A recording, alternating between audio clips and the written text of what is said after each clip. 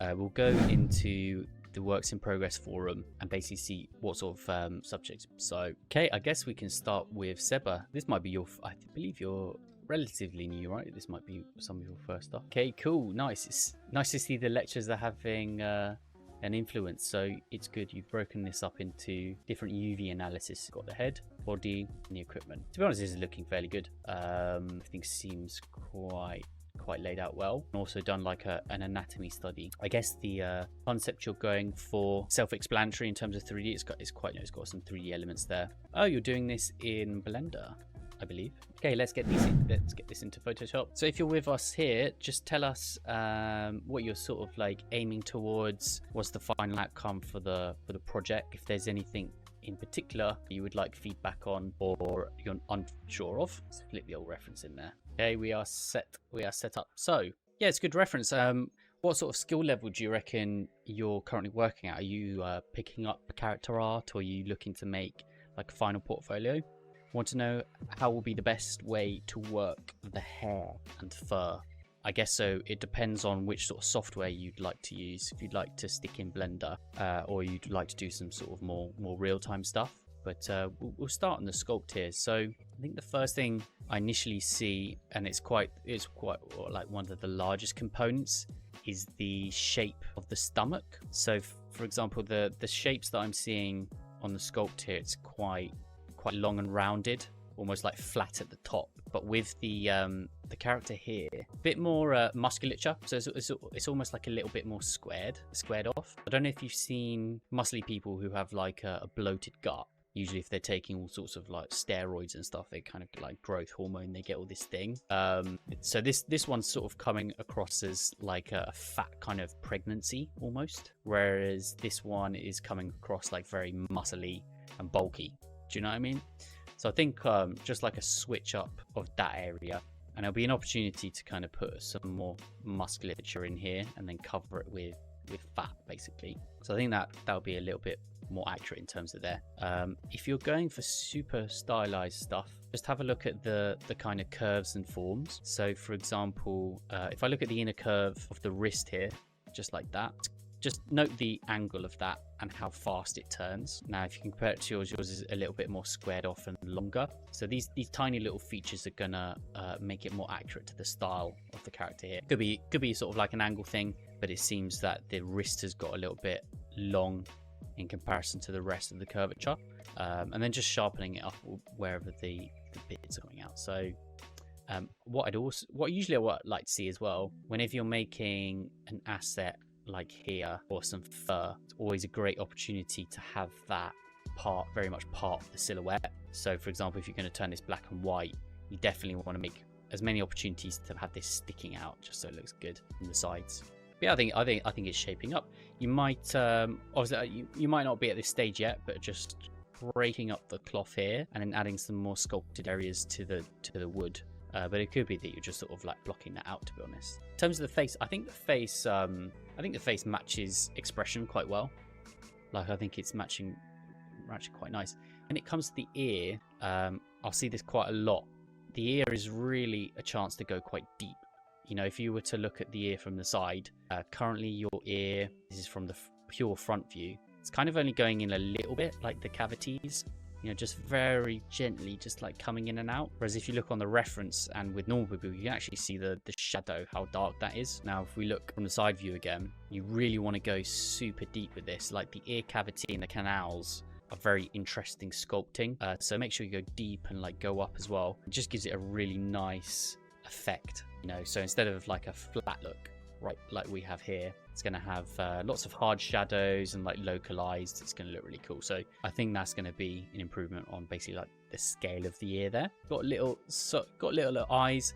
Might be an idea to start, especially if you're in Blender, just do a little bit of shading because he's got sort of like darker skin tone on the eyes. That's going to help you transfer like the information. It's almost like You know when someone's missing a beard and you're used to having them with a beard? It's kind of like the same effect with the darkness of the eyes. So I definitely introduce that. And with the chin, what I would do with the chin in comparison to the one we've got here, just have a little bit more work on that. So zoom in really close, and instead of having it as a shape that's sort of like rounded, there's so many different kind of angles and sub shapes that are going on there. So when it comes to the face, you want to zoom in and just like isolate an area. So for everyone who's doing characters, this is a good something to get into, is just isolate certain muscles or isolate little zones and really get a deeper understanding of that. So for example, if we were going to do that on the deltoid here, we're going to laser focus down and just make some observations of kind of like the squareness of what's happening, some sub shapes that are coming out, and then you want to interpret that onto yours and see what's missing. So for example, we could get a little bit more square cut, and instead of a curve, we can sort of like round this out. And say for example, the sort of cavity that comes in here, we can introduce that. So it's somewhat missing, so just find that and insert it. So really good to like just square and block pieces off, which is very handy. Some other feedback is the pecs could also be improved similar to the stomach, so more muscle and less saggy. Yeah, exactly. So it's an interesting way to think about it. So from a distance, he's kind of coming off fat. Then you've got to imagine what his underbone is like, how thick the muscle's going to be, and how much of the fat is showing. So for example, on this character, he is coming across very fat. And with fat people, is like you have a lot of smooth curves. So you can see this smooth curve on like the lower pec, and then with smooth curve on the stomach. And it's very soft and like subtle. But with this guy's, you know, his inner, even the fold fat here, because there's no fat that's built up, the skin is actually quite thin there. It's forming this really sliced cut instead of like a smooth curve. So those are the areas to observe. And like was suggested on the chat, is just square this off and make it a little bit more bulky. So you've done it all right up here. You've got like substriations to indicate that the muscle is quite like hard and the skin is thin, because you want to continue that transfer all the way to the bottom. So yeah, good observation that. Yeah, exactly. Definitely agree with that. Now the back, I don't know if there is back reference, but we could use a little bit more anatomy in the places. So for example, we've got a nice spine. There's always going to pretty much always going to be somewhat showing with larger characters. It's just the incisions just tend to hang, so you've got those incisions already. But up here there's loads of opportunities for sub muscles, so there's lots of intricate areas and fat and folds that can happen here. So I just sort of like increase that and have this come inwards. So fat, muscle, tendons all like to wrap in towards the spine. So I think once you introduce that, it's gonna look sort of better like that. The question for this one was torn parts of the fabric would be created in substance using alphas. Right, so yeah, to be honest, this is very interesting. A lot of people ask this. So understanding how to do cloth in real time. For yours, if you're doing like a blender render, you want to decide if you actually want this cloth to be thick or not, so have a certain thickness. If we're doing it in games, ideally we would just have that as a single sheet, and then we would make it two-sided. So two-sided is an engine feature. You'll have like a little check mark if it's in Unreal or if it's in Blender, and you'll just be ticking that for two-sided. And it basically means that the geometry can be seen from both ends, right? If not, we can just see directly through it. So doing that strategy of two-sided, then you can use the substance alpha. So that means you can eat into it, and it's going to actually have a nice sort of silhouette there. So the underlying geometry is going to look like this, and then you would have eaten away to a mask. So you can't really do that if you've decided to give it physically thick geometry like a start. So it's kind of like a workflow strategy, is just decide if you want it two-sided. If it is for games engines, then I'd do that, and I would do it in substance, because you can get some really high information. So imagine pixels versus geometry. So the geometry on top of this, obviously we can only have so much geometry, and that's going to look very jagged, sort of how I've simulated there. So definitely you want to have textures instead, and it's also cheaper in terms of budgeting. So yeah, hopefully that answers the question in terms of using substance alphas. Sometimes it changes depending on what sort of cloth there is.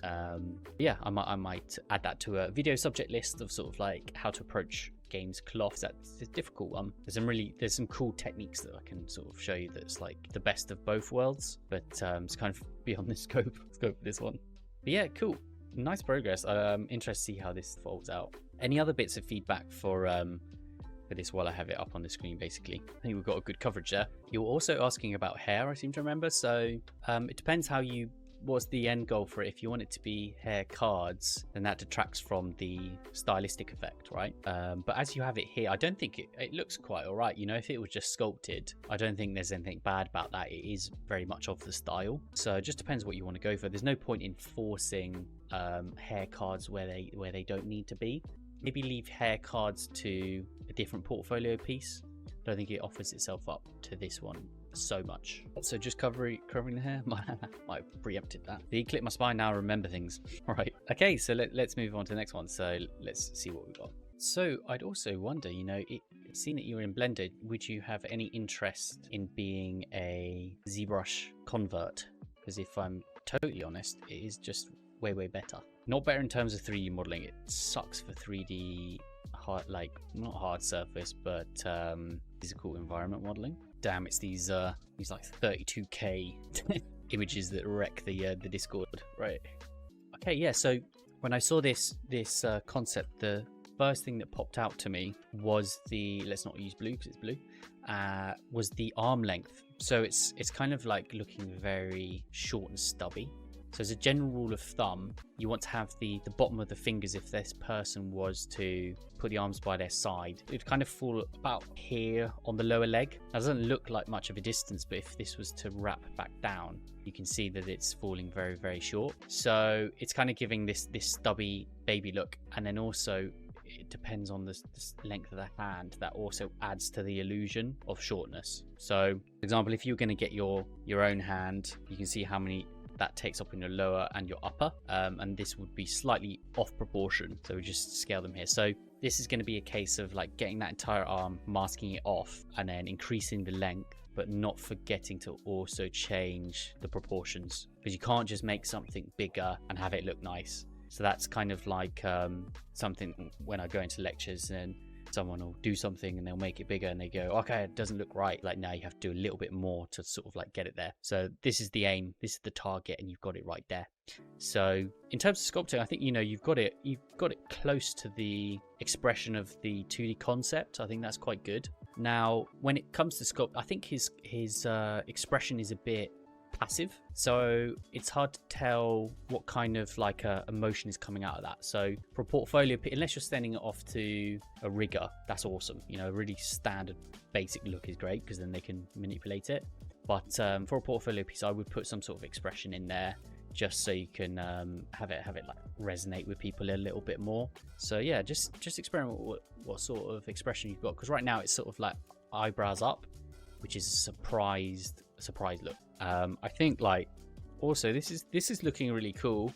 Maybe there might be a bit too much folds and turns and inners and outers of concave bits, so it's like maybe a little bit too busy in certain areas. So for example, when we get down to this area, the direction of the flow is getting a little bit confused. Maybe it's getting a little bit too complicated or a bit too flashy. So when it comes to the boot, keep it really simple. Even if you're the best sculptor in the world, and not saying that, you know, I'm the best sculptor, not at all, but what I usually tend to do is just like keep it very simple, and it looks fine. So for example, you don't have to showcase anything, you just keep it as simple as it looks. Usually comes in the form of triangles like this, very simple, and that's going to look good, because otherwise we start to get sort of pillowing effects and sandbagging effect, which can sometimes like throw it up a little bit. And the only other thing I would look at is what sort of fabric is this. So I think doesn't help that it's black and shiny, so it's coming across a bit like a bin bag effect. But if it's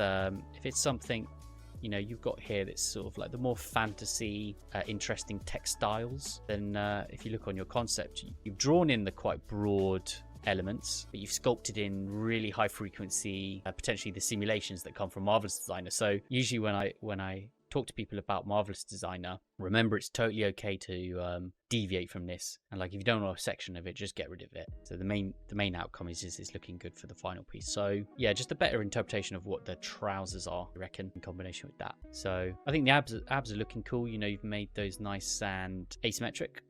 Potentially what's slightly being lost is the rib cage. So with these muscles, especially the abdominal and core bracing muscles, these don't tend to be so big. and rounded. They're usually quite flat and nicely flush to the rib cage and the surrounding area. This flank, it's got a big muscle that tends to get big. So what you'd really expect is that you'd switch these around. These would get smaller, all these muscles, and the ones down here on the bottom usually get a little bit bigger. They're closer to the hip, so they're stronger without getting into like deep anatomy and physics stuff.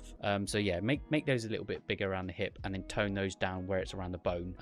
What you can have, say it's a Cirque du Soleil circus performer or something, they usually have quite strong serratus and stuff. These ones can get quite big, so you're allowed to pop them out to have those a little bit more flat, and I think that's more anatomically accurate. Yeah, looking cool. Also interested to see how this one gets on. So one thing here is that I can see there's a specific resolution that you're working with. I don't know if you scaled it down for the screenshot, but you've inserted high frequency information on a subject that hasn't got enough resolution, and so that's not really a good habit to get into, right? Because and that alpha then becomes really inaccurate. So leave the high frequency detail to a subdivision that's a lot higher. You don't want to have it on here if this is your final subdivision, because then basically it's just going to make it look lumpy and off when it comes to baking in the normal map. So hopefully I'm describing that well, is basically have your detail very accurate to the amount of geometry you're using. So because we're not working with too many squares, ideally you don't want this